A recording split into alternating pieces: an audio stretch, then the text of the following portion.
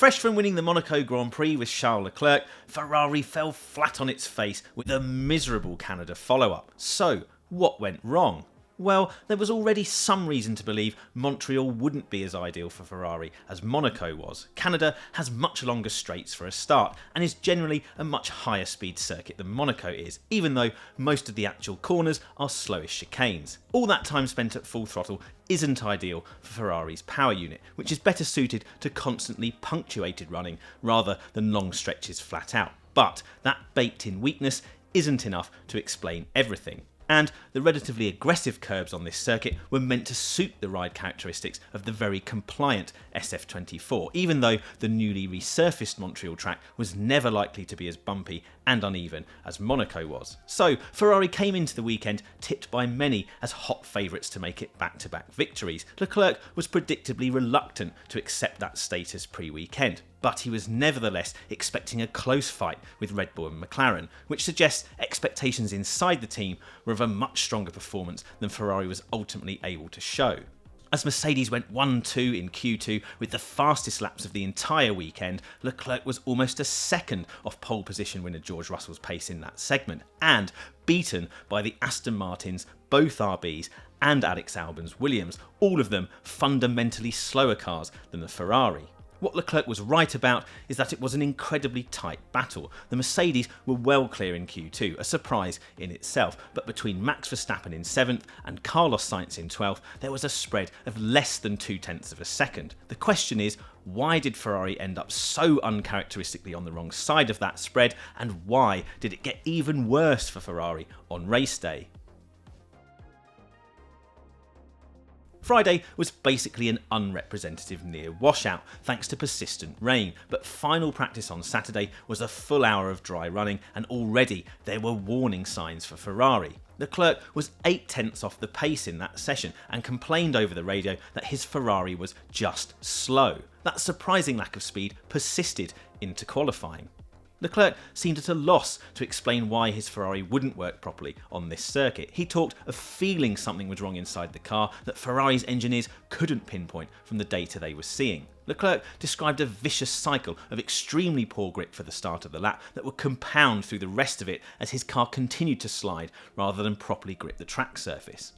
Because the 2023 Ferrari was so difficult to work with, the 2024 version has been deliberately conceived as a less aerodynamically peaky, more benign car that is easier to drive and biased more towards race pace and efficient tyre management than pure one-lap speed. In that context, you might expect Ferrari to not necessarily be in the fight for pole, but row 6 of the grid is obviously much too big an offset considering how evenly matched it's been with the McLarens and Verstappen's Red Bull at previous races.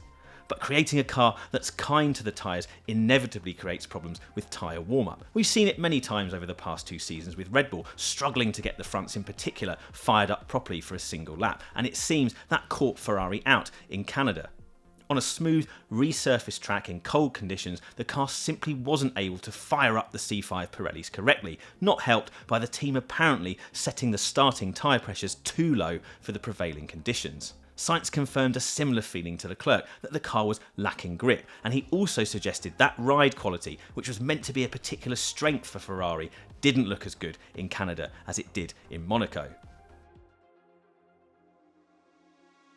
Another knock-on effect from the track surface being so new, in combination with the weather being so mixed, was that grip levels started off low and improved drastically in the early part of qualifying as more rubber was laid down.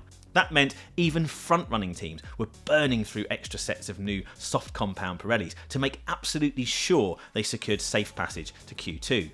In order to save a brand new set of tyres for Q3, most teams had to progress through Q2 with only a single new tyre run. That wasn't as bad as it might otherwise have been because the low grip surface and cold conditions meant it was possible to do competitive lap times on used rubber. That said, it still made sense to have your best set of tyres available for the very end of the session, when the track would be at its theoretical best in terms of available grip.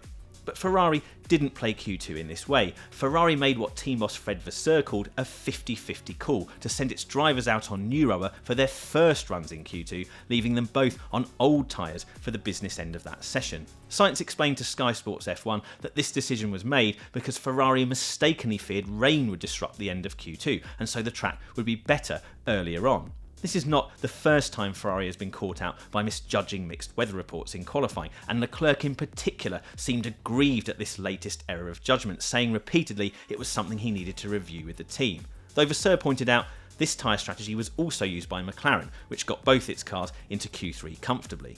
Leclerc's acute disappointment will no doubt be founded on a sense that with an extra edge of grip available from new tyres, even allowing for Ferrari's general struggles here, he could easily have found the 3 or so hundredths of a second he needed to progress to Q3, at which point, given the eventual top 7 was covered by less than 0.3 of a second, anything was possible. Vasseur revealed Sainz was actually 0.3 faster than Leclerc heading into the last corner of his final flying lap in Q2, but made a mistake. So without that error, Ferrari would definitely have had one car in Q3 and potentially then a fighting chance to be inside the top 6 on the grid, if the team had set the tyre pressures correctly, of course. Even starting just outside the top 10, you would ordinarily expect a car as strong as the Ferrari has been in race trim this season to come through the order and finish well inside the points. The vastly improved form of Mercedes complicated the picture further in Canada, but 6th and 7th, where the Aston Martins finished, should have been the minimum target for Ferrari to limit the damage done by that qualifying underperformance. But Ferrari's race was a comprehensive disaster. Sainz laboured on the fringes of the top 10 before spinning off and collecting Alex Albon's Williams while battling for minor points. Leclerc encountered what he called a strange engine problem that hampered his race from as early as the second lap. Between that and an ill-advised gamble to switch to slick tyres before the track was dry enough, Leclerc was eventually lapped before deliberately retiring his car to the pits with no hope of scoring points. Ferrari hasn't yet explained exactly what that engine problem was, only that it related to what Vasseur called control of the engine rather than the engine itself, which suggests it was software related. Leclerc revealed he was performing 10 engine switch changes per lap from inside his car in the early part of the race, and it was clear from the long delay in the pits when he stopped for slick tyres that this problem was only fixed by switching the engine off and restarting the car, the F1 equivalent of a Control-Alt-Delete computer reset. Ferrari hoped it would have the chance to perform this power recycle under a red flag stoppage after Logan Sargeant crashed his Williams, but that red flag stoppage never came. It took so long to fix the engine problem that Leclerc's race rapidly became a lost cause. He said the car felt good through the corners on the intermediate tyres, but Ferrari said his engine was 80 horsepower down on where it should have been and was costing him 10 to 15 kilometers per hour on the straights for 15 laps, meaning Leclerc had no real chance to progress, given that problem manifested itself from lap 2 onwards. Qualifying outside the top 10, having your own drivers criticise your Q2 tyre strategy, encountering reliability problems in the race, seeing one of your cars lapped by the frontrunners, then suffering a double non-finish and scoring no points on a weekend Max Verstappen and McLaren scored big, all adds up to a major disappointment for Ferrari. As Vasseur points out, now F1 is so close at the front between the leading 4 teams, Red Bull, McLaren, Ferrari and Mercedes, any mistakes or underperformance will be ruthlessly punished. The key thing now is that Ferrari performs the deep analysis it has promised after Canada and quickly ingests the necessary lessons. As Leclerc reiterated after the race, Ferrari was expecting to be in the mix in Montreal, and it emphatically wasn't. Underperforming when you expect to underperform is one thing, underperforming when you expect to do well is quite another. Vasseur, unsurprisingly, is preaching a don't panic message to his team to keep the same approach and motivation as before and maintain full focus on developing the car and fixing problems. The good news is that identifying a clear reason for the tyres not working properly in qualifying could mean this turns out to be a simple aberration, and so Ferrari can expect an immediate return to form at other tracks. But even so, it was a stark reminder of how easily a strongly performing team can be toppled at this stage of what is turning out to be an extremely close contest at the front of the grid. In F1 right now, the line between impressive success and embarrassing failure looks absolutely razor thin.